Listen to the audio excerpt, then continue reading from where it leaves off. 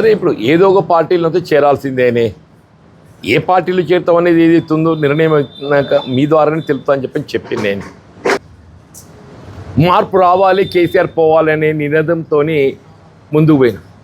ఇవాళ పరిస్థితి చూస్తుంటే మార్పు రావాలి, రేవంత్ రెడ్డి పోవాలని నినాదం వస్తుందని చెప్పంటారు.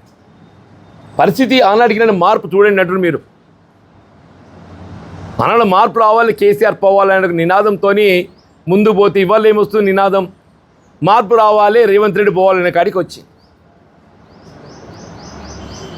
కేవలం 2 సంవత్సరాల కాలం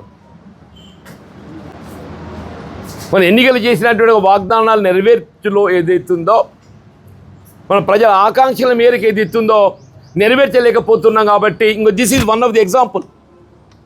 కేవలం 2 సంవత్సరాల కాలంలో ఇటువంటి పరిస్థితి రావడం,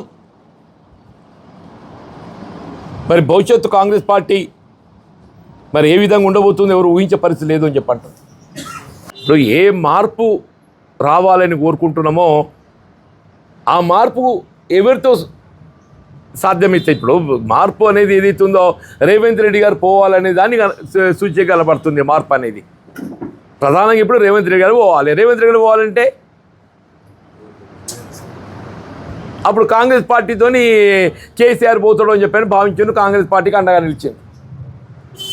మరి రేవంత్ రెడ్డి గారు పోవాలంటే ఏ పార్టీకి అండగా నిలవాలని కూడా ఆలోచన చేయాలి కదా. That's why little time. KCR పాలన పోవాలి అని ఆలోచన రావడానికి 10 ఏళ్ళు పట్టి, ఇవాళ రేవంత్ రెడ్డి గారి ఒక పాలన పోవాలని ఆలోచన రావడానికి 2 ఏళ్ళే సరి. 10 ఏళ్ళు పట్టింది, 2 ఏళ్ళుగా మార్పు రావాలని కోరుకుంటుండ్రు.